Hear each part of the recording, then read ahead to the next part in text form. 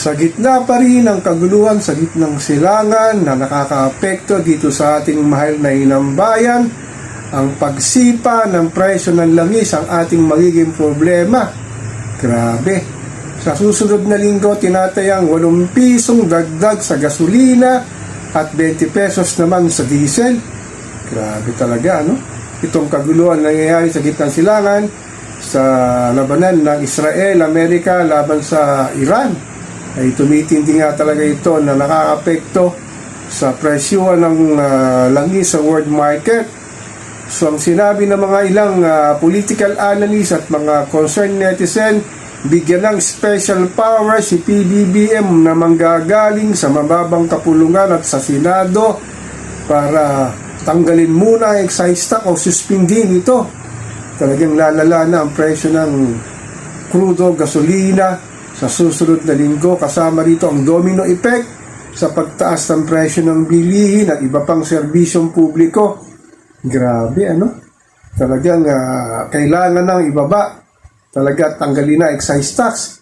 Grabe naman to, magnanakaw na politiko, palibasa, hindi sila apektado sa nangyayaring pagtaas ng langis dahil lang sinasabing kinukuha nito ang buwis ng taong bayan sa pamamagitan ng ating pinasosweldo sa kanila.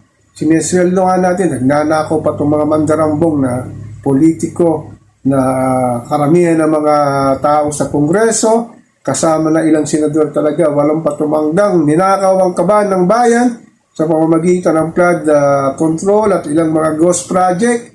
Sa hindi inaasang kaguluhan sa gitnang silangan na apektado talaga ang presyo ng ang presyo ng langis sa world market. Ang talagang apektado ay isa tayo. Ang talagang apektado ng ating bayan na wala talagang malaking reserba ng langis na sinasaplayan ng ating mga kinukuha ng langis sa gitnang silangan.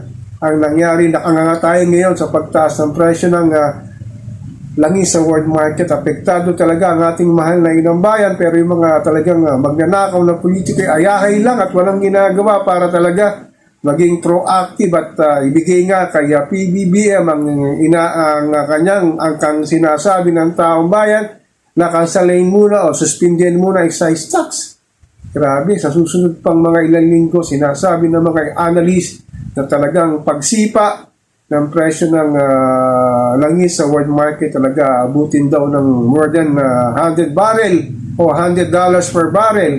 Grabe itong ating nararanasan na sinasabing maaring mauwi ito sa ikatlong digmaan pagka nakialam na ibang bansa maliban sa sabing maaring kumampi sa kanila ang China, ang North Korea at ang Spain daw at maaring labanan nga ang mga kaalyado ni Uncle Sam, ang US, ang Israel at maaring kasama na rin din tayo.